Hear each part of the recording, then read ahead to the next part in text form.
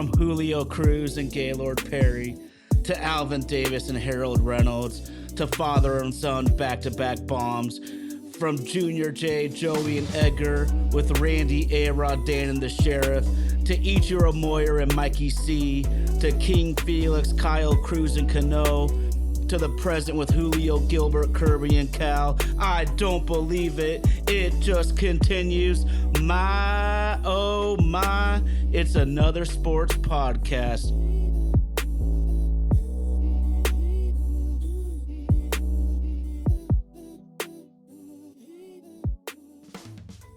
My, oh my, it's another sports podcast.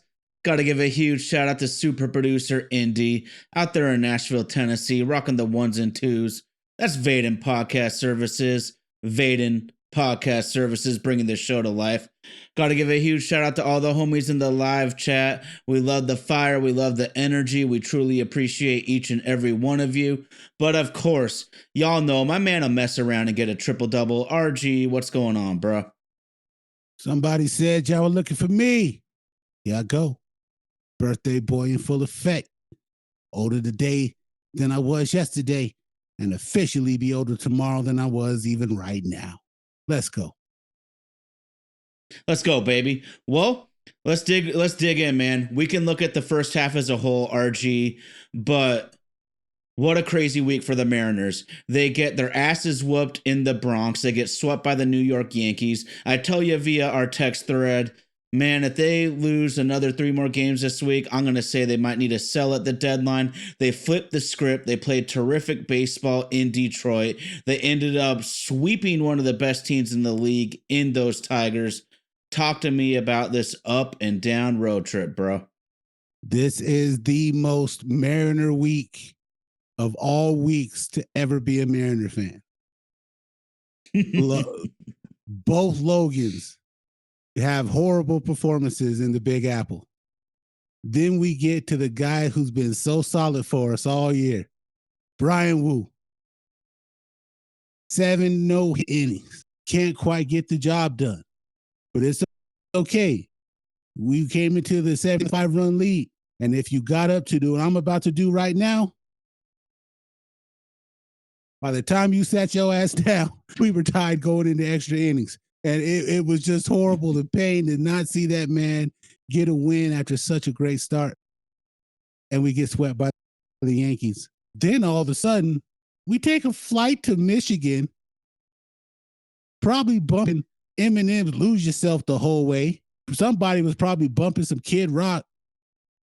Just whatever type of Michigan vibe they had to get in, we sweep the best team in the American League. Julio finds a stroke. Rosarena does big things. Cal finishes the first half 1 home run short of Barry Bonds' record. And I read a stat earlier that they are the first team since 1986 to have 3 consecutive games where they scored 4 or more runs in the 9th inning and put ourselves right back in the final wild card spot. I'm telling you, if this wasn't the most Mariner week of all time, this was the most Mariner week of all time. Well, then you just talked about the Brian Wu game where I truly thought he might be able to pitch a no-hitter. And I just want to talk about his resilience and his mental toughness, because I remember he started the game off walking the first 2 hitters. And in my brain, I'm thinking, oh, shit, this dude, Brian Wu, has been so consistent all year. He's bound to have a stinker.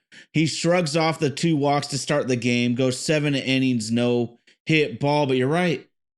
I was honestly felt like a kick in the nuts when the Mariners lost that game. In my brain, RG, as a Mariners fan, I'm thinking, it's just going to go downhill from here. You can't have a worse loss than this. That is so typical Seattle Mariners, but baby, a little piss and vinegar baseball. And more importantly, honestly, I'm all about having a good attitude. I'm all about coming in with intensity, but your talent and play matters. You can be the most focused, intense individual, but if you're not performing, if you're not executing, then none of that shit on the side really matters. So congratulations to the Mariners, man. I was already burying them at the end of the Yankees series, and kudos for them to get up off the mat and show some grit and some mental toughness to get that 3 wins at the end of the weekend.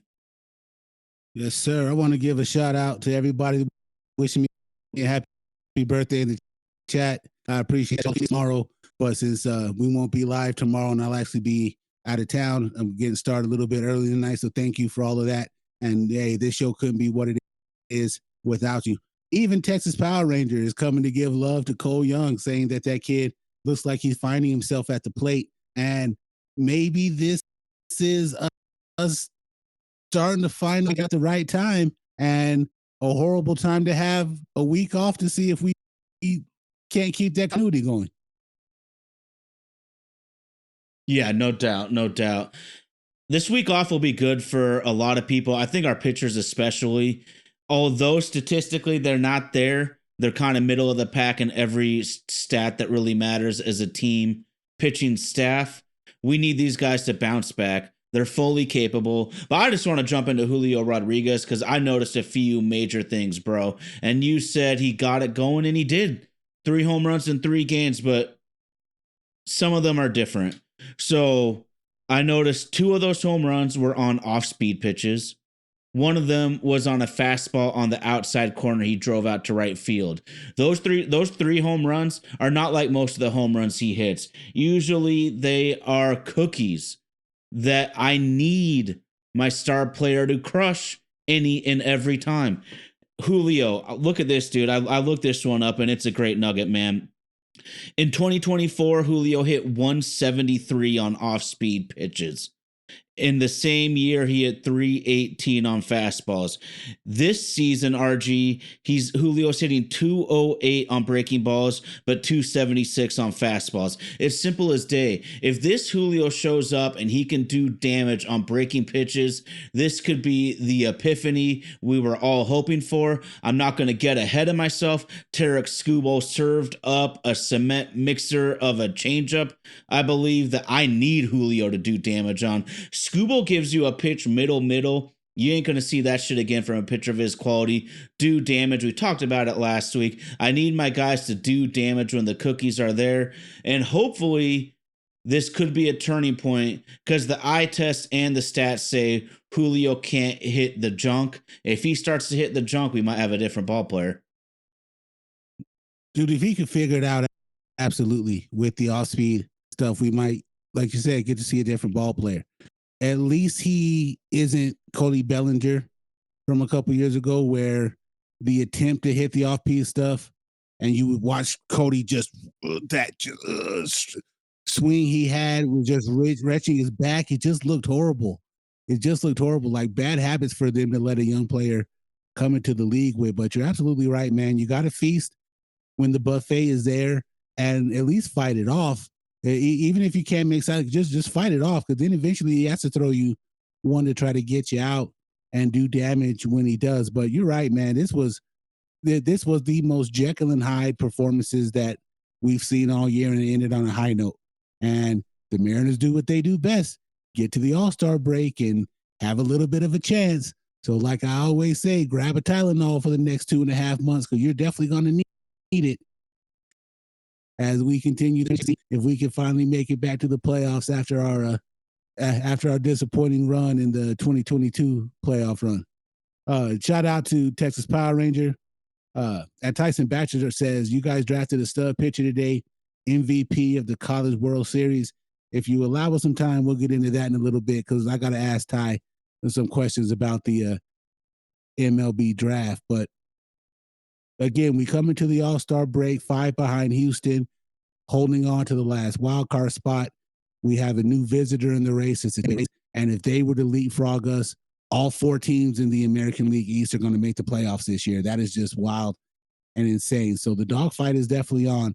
We come back to the season. I believe we start with Houston up there at T-Mobile Park. So enjoy the time, the rest.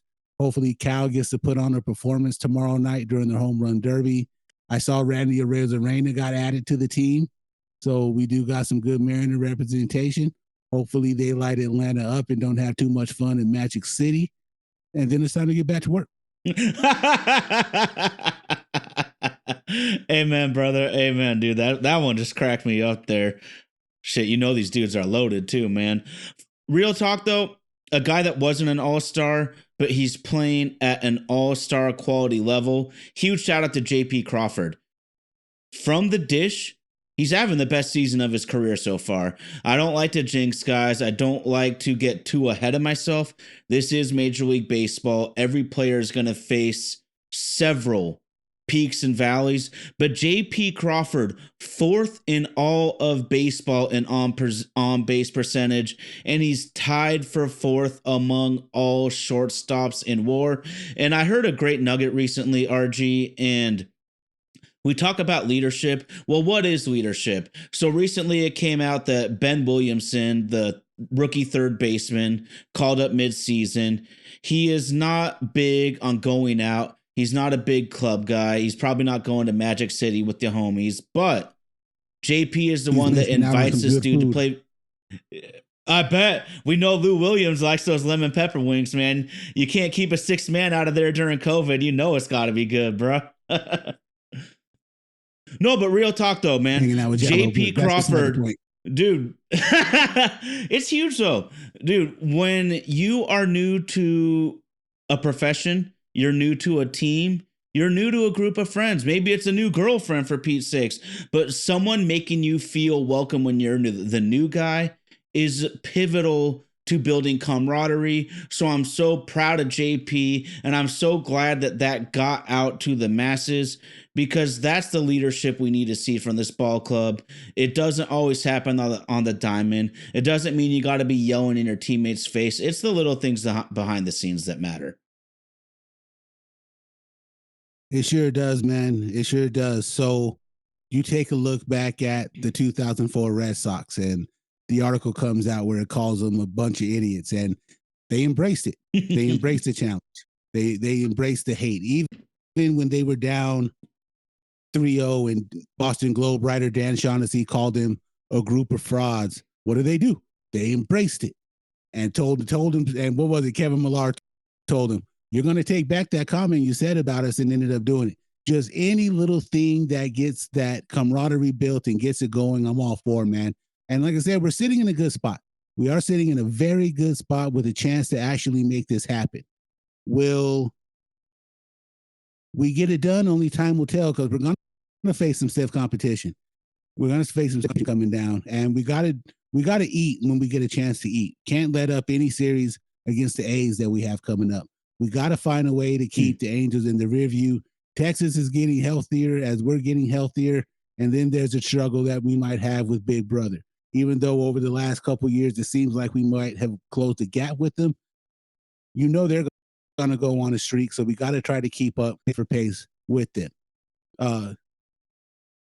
Getting in here to the chat a little bit. Sunday Evening Media says Julio opting out of the All-Star game was very mature. I think so as well too.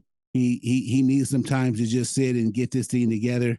And then Tyson asked, what is our honest thoughts of Dan Wilson so far? I personally like that Dan has a little bit more of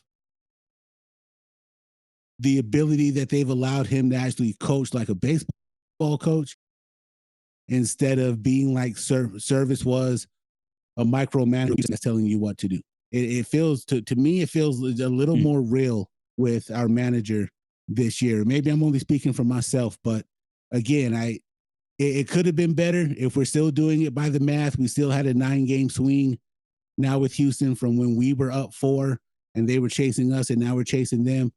But all things considered, to be sitting here holding on to a wild card spot, the team found a way to beat a really, really good Astros team. I mean, a really good Tigers team. I don't think we could really ask for anything more going into it. And hopefully Robles finds a way to get back.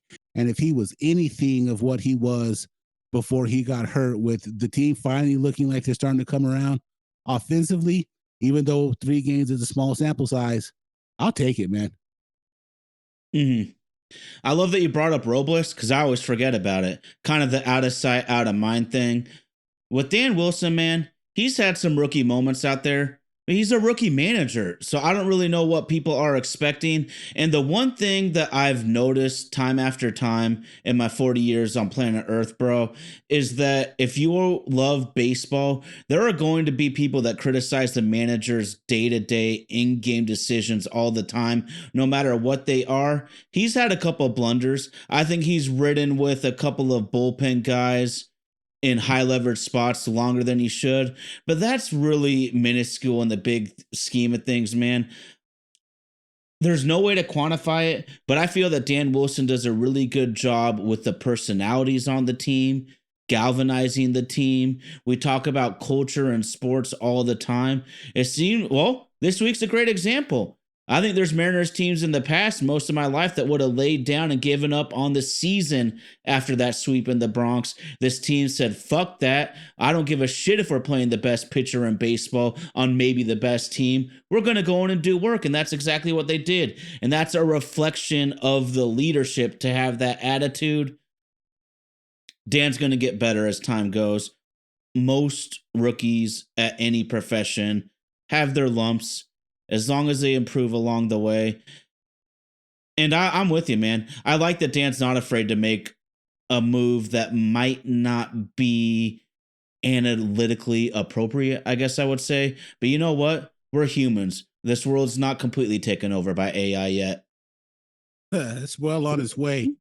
It's well on its way. Oh, you know it. They're trying to replace my ass. But I tell you, if they're going to give me more of those Yeti and Bigfoot videos, I might be willing to be on board for just a little bit. Those things are hilarious, but that's beside the point. Tyson asked, what I really mean is, do you think that he'll be at the reins? And if you see him being there, if we're good with him at reins, and if you see him being there in the long term. You know what, man? It's a good question, but it's a hard question to answer. Just because coaching in any sport is what have you done for me lately, and lately could be a bad week performance. So it's really hard to say. I think we should definitely give him a shot. The team seems to be supporting him. He's learning as he goes. He hasn't had any crazy moments yet. But again, success is only as good as the next day's starting pitcher. We are talking about baseball. Nico joining the chat from Romantic about baseball. Happy to have you with us tonight, Nico. And it's good to see Tommy back with us tonight, too. Nico says, great sweep in Detroit after that debacle in New York. Happy birthday, RG. I appreciate you. Man, we're just trying to spread some love and enjoy this Mariner baseball season while all we can. And that's just really all we're doing. Like I said earlier, all in all, I think it's been a great first half for us. I would probably give us a B, just because again of the momentum swing that caused us to now be 5 behind Houston instead of neck to neck with them. But all teams have injuries, and we battled back within it. For God's sakes, for us to lose the guys that we did, and this is where we sit now on July 13th, I really can't complain. You know, just as well as anybody else, we are not paid to be homers. We will take this team to the fire if we have to, but we really can't right now. We're in a good spot. Then that's going to bring up the next 2 to 3 weeks and what we do to try to maintain. And I think that's where the headache is going to come from. What is it that we're going to do to try to maintain and try to press forward? Or do we just sit and try to tread water? The conversation came up, and I think it's a great one to have. And those of you in the chat who want to throw your opinion, you're always more than welcome. I absolutely think if Atlanta is willing to take offers, we have more to give. We have more of what they need to give than anybody else on the board. If we make a play for Ronald Acuna Jr., I absolutely might find a way to forgive DePito for lying to us for the last 3 years when they said they were going to spend money on a big splash and they didn't. If we could land DePito, I think we could. And I'll tell you, when you're talking about the number 1 draft pick from today, that guy might even be involved in the package to go to Atlanta to get Acuna Jr. if I had my way about it. But Ty, what do you think, man? Are we buyers? Are we sellers? Are we treading water? What is it that we may or may not do before the end of the month to try to solidify our spot in this? Wow, that's a lot to unpack there, man. And I definitely want to go for it now. It's funny how the baseball season can change so much because, like I admitted earlier, I texted RG after the Brian Wu debacle in the Bronx, not by his fault, but I was like, I'll just sell. And then the weekend completely changes my mind. But here's the thing. It feels like around Major League Baseball, everyone thinks the Mariners are going to make a push at the deadline. And what is going to really make that happen? If behind the scenes, Jerry is actually feeling some heat on his ass. If he is completely comfortable, if he knows that he is going to be retained for the next few years regardless, you don't feel that pressure. You don't feel like you got to make those moves. But they did fire their manager last summer, RG, as we recall. Well, you fire your manager, who's the next guy, the next logical option? You fire the GM. And I just feel that as much as I know that the Mariners ownership wants to win on their terms, they are not going to be a high budget team. But they still have a certain amount of expectations because they got to get that paper, man. We know that this ownership group truly cares about their year in, year out profit margin. Huge deal. I'm just looking at this right now. I started this weekend, Gran Fuego Randy, man. Big game Randy, man. 17 home runs and 16 stolen bases, bro. Shit. Luis Castillo. He's been as consistent as we could ask since that trade. Do we recall anybody in those trades doing massive work except for Noelvi Marte getting popped for steroids a couple years ago? Look at what happens in these big deal trades. Do I get worried about trading prospects? Yeah, of course. You never want to trade your Jason Varitek and Derek Lowe to help a significant run on a rival team. But I'm just looking at the recent trades, and when the Mariners have done semi-blockbusters, I would call them, it feels like that the proven big leaguers have provided way more value than the prospects in these scenarios. Tay Williams rocking with us tonight. Happy to have you, Tay. He says that we're doing all of that just to try to beat the Astros. And really, it's not trying to just beat the Astros. If you look at where we're at right now, we are in a race against the entire AL East. And you know that one of those teams is going to get hot, leapfrog the other, and bring another team that has the ability to do the same thing to them back down. So we are actually trying to compete to be the second best team in the American League East right now. And that's the way that we're going to secure ourselves a wild card spot. Nico says complacency is ignorance. Torpedo needs to double down and go get some bats. The pitching will be okay. Go get Suarez and Naylor, send some prospects, and Luke Raley. If you're going to spend the block on Mitch Haniger, why wouldn't you spend the block on Eugenio Suarez? Just from the opposite perspective, if you're gonna spend the block on your ex, at least go to the one that's got the C cup and not the A cup.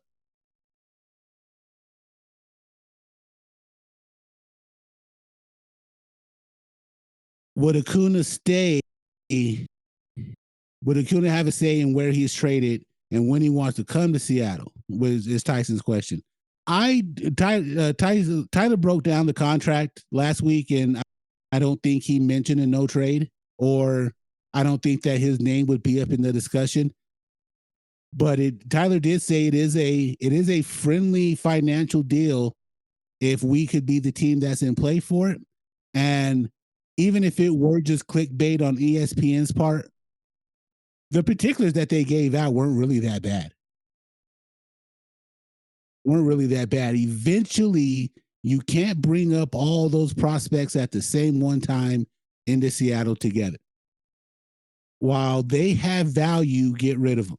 Because what we don't want to do is have another Robbie Ray situation where we let Robbie Ray go coming off an injury, And other than today's game against the Dodgers, what, that dude's 10-2 right now with a 2-something ERA? Where would he? Bryce Miller wouldn't be on this rotation if we kept Robbie Ray and had a chance to have something like that with a bounce back. If you're going to spin the block on Mitch Haniger, you should spin the block on Eugenio Suarez if you're not going to go after someone like Acuna. And Naylor, maybe Indy can do a quick rundown on the stats and chime in if he sees it. But is Naylor outperforming the option that we've had at first base this year? Oh, by a long shot. Long shot. He's having a great year. You get 2 for 1? I think the Mariners fucked up by not trading for Naylor this offseason. We would be maybe, I don't know if we'd be head-to-head with the Astros. We'd be a lot closer if they would have just traded for, and it was a cheap trade, man. I'm talking like the 25th prospect and a middling pitcher. It was a really cheap trade, so that one chaps my ass a little bit. Acuna, though, RG, spread it out. That's $17 million a year, and he'd be through 2028. Like, this is why I'd be so high on a trade like that, and he'd only be 30. The dude is only going to be 30 in 2028 at the end of his contract for $17 million a year. We talked about it before, 40 and 70. Until he did it, I didn't even know that shit was possible for a big league ball player. I know the injury bug scares people when it comes to Acuna. But again, it should. You spun the block on Mitch Haniger. You got to do something, man. You got to do something. All right, we got Indy to chime in on the live chat. Josh Naylor is hitting .294 with 11 home runs and 58 RBIs. Add that to what, dude, have we had that kind of production at first base? And I know the opposite. I like Luke Raley. I do. I like Raley. But if he has to go for us to get a package with either Acuna or to bring back Suarez and Naylor, it's not personal, dog. It's just business. It is. And the beautiful thing, too, if you go for a guy like Suarez, is you don't have to guess if he's going to mix with your clubhouse. We know that he's beloved by the core of guys that have brought the Mariners up since COVID 2020. I mean, this is, unless it's hubris, unless it's embarrassment, unless it's ego, it feels like a no-brainer trade to me. We'll see what happens. The trade deadline picture clears up a bunch as we finish July and get into August here. I want to give a huge shout out to Dominic Canzone again, though. He's been up and down 3 or 4 times in his big league career, and he's now hitting .319 with a .904 OPS, man. And we've seen him run into home runs. He can hit mistakes as far as any guy I've seen. But the huge part, RG, working counts, opposite field singles, getting singles on pitchers' pitches. If this is real, if we bring back Robles, we got Robles, Julio, Randy, and Canzone. That's a formidable 4 for the outfield. We just need a little more, and I apologize to whoever wrote it up there, but Texas Power is talking about Cole Young getting it going, and I'm actually really optimistic on Cole Young and Ben Williamson long-term, RG. Those two should not, I repeat, those two should not prevent the Mariners from acquiring proven hitters at either of those positions, because they're injury and underproduction fill-ins who I like their long-term potentially, but hell no, bro. If you have the opportunity, it doesn't mean we don't like these guys. We love you, but we got to win this year. A player like Acuna extends this window 1 to 2 more years. Suarez and Naylor says that we're going for it this year, maybe even in the next year. Mariners Lifers asked what all would it cost for Suarez and Naylor, like realistically? I'm saying the starting pitcher, probably Luke Raley, and maybe a prospect or two. And that's not a king's ransom for it. That could be very, very beneficial to both of us. This whole let's keep ourselves in a position to try to win 10 years from now. We're already 10 years into the DePoto era, and we've only had one playoff appearance. Granted, it was fun, but are we here for fun, or are we here to try to compete for a championship?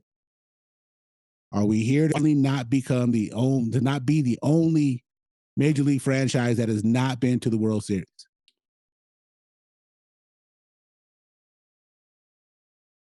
What is it that the end Sick game of it. is? Yeah, what is it that the end game is? And that becomes the struggle and life and pain with the Mariner fan in our front office. If your end game is your own financial success, you're trying to build around the stadium like everybody else is in baseball, with the exceptions of a few teams who can't, and then the ones who don't need to. So you can have revenue 365 days around your ball club, like the Atlanta Stadium, you get a chance to see a lot of the next 2 days. Everything around there is built so they can make money around that thing 365 days. All the restaurants, the hotels, the part of the Comcast building, all of that is set up for revenue that has nothing to do with the team. Is that what their goal is, to try to turn Soho into a moneymaker around mobile? Or is it really to get your baseball team to the promised land finally? And that's where the conundrum is. Well, we know how they want to do it. If it happens, it happens, but they're going to do it on their financial terms. It's just that simple. That's why I keep saying, man, front the money for next year. Front the money for next year if you have to, dude. I'm not even joking. They will have the double Mitchwich, Solano, Thornton. I mean, we're talking like $30 to $40 million are coming off the books next season when you add up all of our guys on expiring contracts. If you're going to be such a stickler about the finances, give us the money. We'll pay you back next year, man. I promise. And I'm just going to ask you then, Suarez and Naylor, would you do Harry Ford and Logan Evans for those two?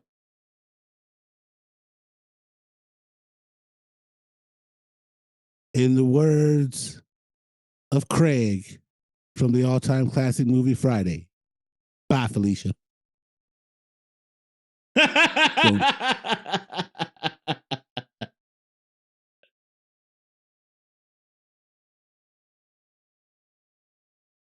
Google says, Tyson Baxter chimes in, Google says M's would give up number 9's prospect Ryan Sloan, number 13, Michael Morales, and 14, Brendan Garcia.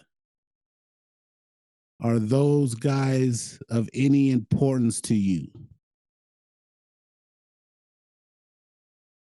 Dude, I would use a PTO day to help those guys move. I got some boxes, dog. I know Ryan Sloan is supposed to be awesome. He's doing awesome right now, but he's in low A. And like Tyson referenced to earlier in the show on the live chat, bro, the Mariners just drafted who ESPN consider the top prospect in the whole fucking draft. You're telling, like, you can't convince me otherwise that when that falls into your lap, this is a huge thing here. This is huge to me. Drafting Cade Anderson is enormous, RG, because not only was he the MVP of the College World Series, not only is he ESPN's number one prospect, they also say he is ultra ready, and it has happened before where a guy like a Chris Sale, another tall lefty here, you know, got drafted and helped out his team that very same summer, man.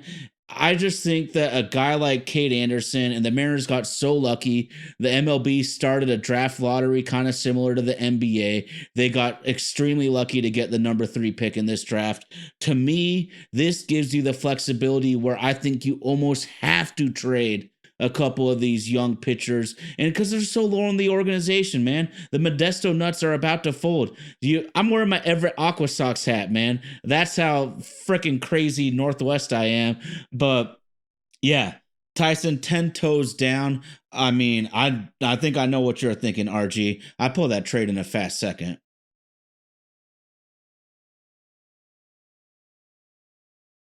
I'm leaving you haters like when Shaq left the Lakers just to heat it up, as Kanye would say.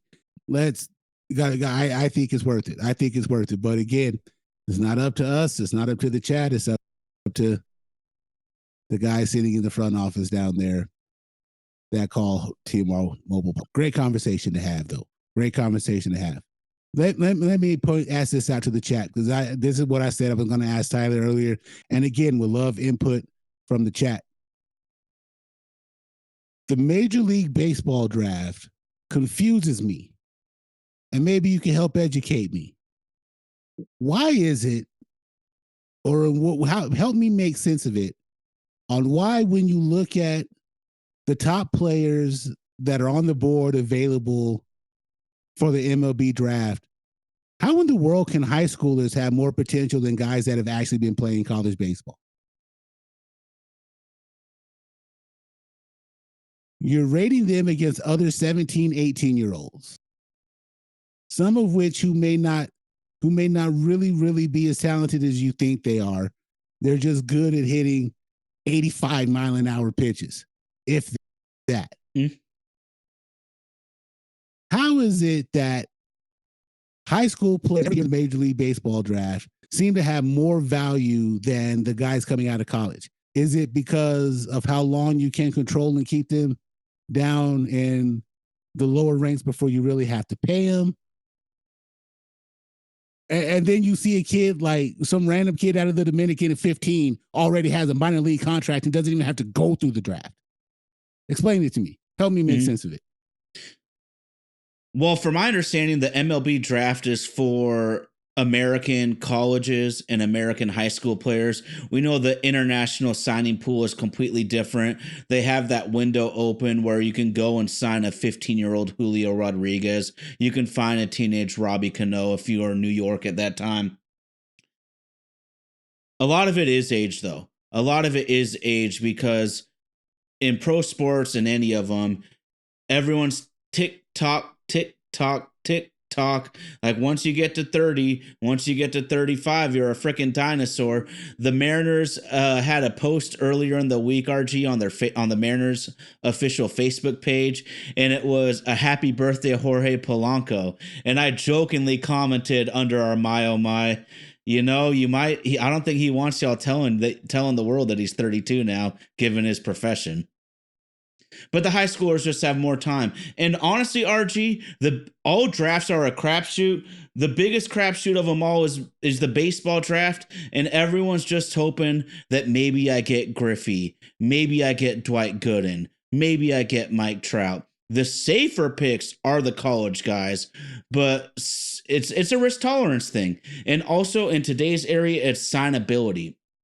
So a stupid stat that the Mariners were first in this year is the Mariners had the most available pool money for the draft this year. Doesn't that blow your skirt up, man? I can see I'm just annoying the hell out of my friend on the other side of the mic.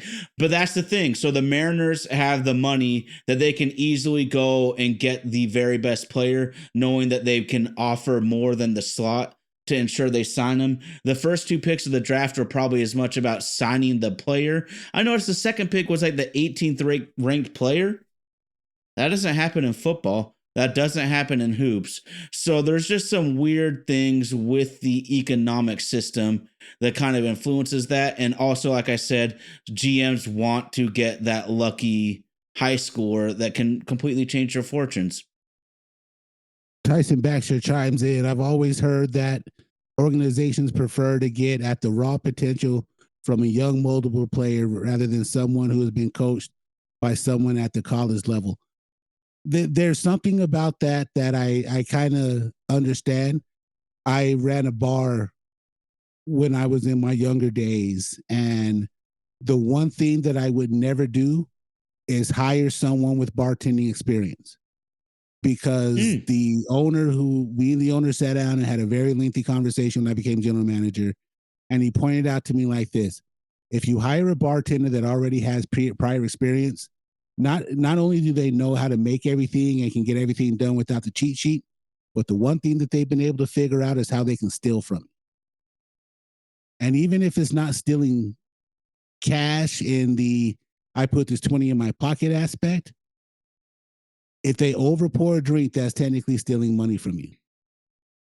So why would you want to hire someone who already has a leg up on being able to do something that you can't monitor? So yeah, absolutely, Tyson. I feel and understand when you say that they want someone they can mold instead of someone who might be bringing in habits taught by someone other than the organization. But on the other side, in professional sports, isn't that why those coaches make multi-million-dollar contracts, to be able to see those habits, change them, and get them to fit in the system? As Belichick says, do your job. Can both be true at the same time?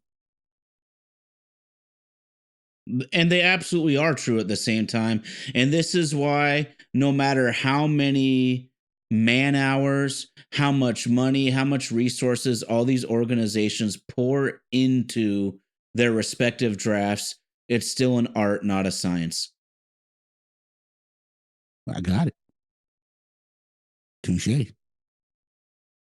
It's crazy shit, man. And you know, I absolutely love team building. I love team building. But to sit here and say that even the greatest know exactly what they're doing, they'd be full of shit. And I think that's honestly why the Mariners fan base has a problem with Jerry Dipoto to a certain extent, is we're all just sick of him being so smug. He feels like he thinks he's the one that invented baseball. He's the one that invented the analytics. He's the one that invented the home run.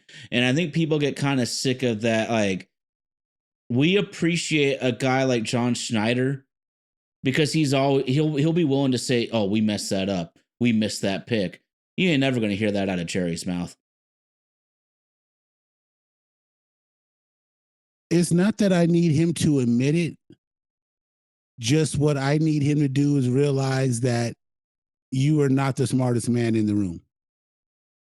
Because the team that we're 5 games behind right now has an absolute better track record of drafting, developing, bringing talent up, getting rid of huge contracts, and still maintaining the same spot that they've had since 2017. When you can do that, then you can talk to me like I'm an idiot, Jerry Dipoto. Until then, please kindly shut the fuck up. Yeah, man. Let's catch the Astros for once, man. You do They that. got me in this position where I'm just looking at the wild card already, man. That's my expectation, though. You do Shouldn't that. be like that. And like I said, we're not competing for the AL West crown right now. We're competing against the AL East to be the second best team in the AL East and solidify a wild card spot. And that should be the biggest stain on your face when it comes to you wanting to spout out all these analytical numbers and how you've come up with this magical formula, and we are still in the same spot we always seem to be. What can you do for us to finally beat the Astros? But you know what also gives him them saving hope? That the Rangers won the World Series as a 6th seed. The worst thing that probably could have happened to us as Mariner fans. The absolute worst thing that could have happened to us as Mariner fans is that the Rangers go as a 6th seed. Because then it gives the smug guy a little hope, like, my plan can still work. I can still work. I still might get her home with me. She's going to be mad when she finds out I live in my mom's basement, but she might still come home with me.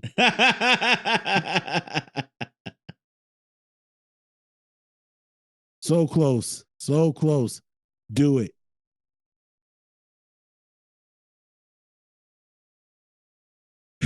Texas Power, I think we needed this guy. I think so too. I think so too. Bring back memories. Bring back some memories. I love it. Let's go. I love it. Man, I hate to have to cut this short, man, because this has been such a fun conversation. Anybody from the chat, y'all got something y'all want to throw down that we can try to get to quickly? If not, I got to be honest with you. I got to be at the airport here in about 7 hours. I'm lucky enough to get to go spend part of the day in Dallas, Texas tomorrow to go visit some family and get some business done. Anything else y'all want to chop it up about real quick? Man, I'm going to just say I messed it up earlier. Huge shout out to our friends at Romantic About Baseball. Check out the Baseball Lovers Alliance, man. MLB Current, History, Braves, Mariners, of course, my Miser favorite. the New York teams, romantic about baseball. The Baseball Lovers Alliance, check them out. Fantastic baseball content. And RG, baby. It's been an absolute roller coaster, but the Mariners are primed for a playoff push, man, and that's all I can ask for. Yes, sir. Yes, sir. Tommy asked a quick question. Who gets sent down when Robles comes back? Dylan Moore. Easy. No doubt about it. Dylan Moore. And Master Boney's just been a better player. Sorry. Dylan Moore. Dylan Moore gets gone. It's the way it has to be. Yeah. There's another expiring contract. That's another expiring contract too, RG. So that's a really easy cut to make. Yes, sir. Yes, sir. Yes, sir. Yes, sir. If you have the chance tomorrow, 6 o'clock Pacific, 6 o'clock my time in the mountain, 5 in the west, 7 in the central, 8 in the east. Put on the ESPN and let's cheer and scream at the TV as loud as we can for Cal Raleigh to make some noise tomorrow. How great is that? He finished 1 home run behind Barry Bonds' record for most at the All-Star break for a switch hitting catcher. How dope is that?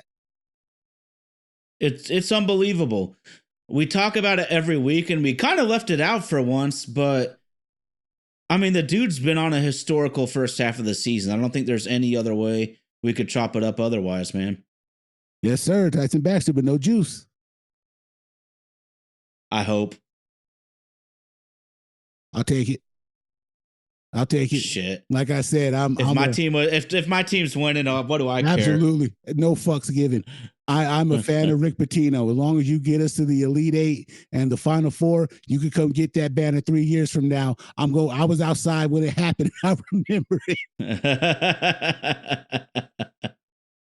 Yes, sir. It's the torpedo bat. Mariner Lifer says it's the bat, guys. It's the bat. I was once told I was a young cat in this game trying to learn how to maneuver my way against the ladies that it's not your pencil, it's how you write your name. Oh, I'll let that one sink into you. All right, y'all. It's been fun. It's been fun. What a great way to close out the first half of the baseball season. Well, the unofficial first half of the baseball season, because we are more than 8, man. And no place else I'd rather be than here every Sunday, talking baseball and talking sports with y'all in the chat and my homie Ty Talks, man. Right at you, brother. Best co-host a dude could ask for. Man, to the hard way, baby. To the hard way. This has been It's been another sports podcast brought to you by the good folks at Vader Podcast Services. Don't forget, we try to be live each and every Sunday on the airwaves of YouTube for another episode. Join us next week. Special guest host Jerry B6 will be holding it down for me. Unfortunately, the work schedule ain't going to be too friendly for me. And hey, I got to make that money until we get that multi-million-dollar sponsorship, baby. Hey, shout out to Romantic About Baseball. Thanks for making us part of the network. Hope to build great success with you all in the future. Don't forget to follow socials at MyASP. You can find us here on YouTube. You can find us on Facebook. You can find us on X. You can find us on Instagram. We always try to keep fresh content coming up, some shorts from the show. And as always, we love you guys to hop on here so we can help make you part of those shorts that we put out. And yeah, just continue to build this thing, man. We're grassroots from the start. 60 subscribers on the YouTube. We get good download numbers from the people who can't watch. And again, none of that is possible without your support. So we thank you for your support, but we also ask you to help us keep building. Help us keep building to where we want to be. We believe we're better than the content you get on 710. And yes, I said that over the air. Big shout out to our social media producer, Miss Katie Masamoto. Thank you for all you do. The show can't happen without our executive producer, Indy, out of Nashville. Check out his music page, Death to Indy. Check out his tracks and drop him a line. Come be a part of the show. For those of you who couldn't watch live this week, the recording will come out Tuesdays, wherever you like to get your favorite podcast from. Give us a download, give us a listen, hit that like button, tell your friends who like the Mariners to subscribe. It's a fun show to be a part of. And again, you guys in the chat, you make us what we are, and we are thankful to have you each and every week. That guy on the other side of the screen, man, Carl Malone to my John Stockton, happy to have him. Happy to have you be here with you, Ty. That's the man at Ty Talks 24. Super producer Indy, coming to you live from Nashville, Tennessee on the wheels of steels, making us sound like kings. I'm the birthday boy for this week. Older today than I was yesterday. The man RG checking in from the Cinco Cero Cinco. Shout out to the Lobos. We gonna shock the world and beat Michigan week 1. I said it here first. And yes, I might be a little hammered, but it is what it is, baby. Thank you for joining us each and every week for another live episode of My Oh My. It's another sports podcast. We out.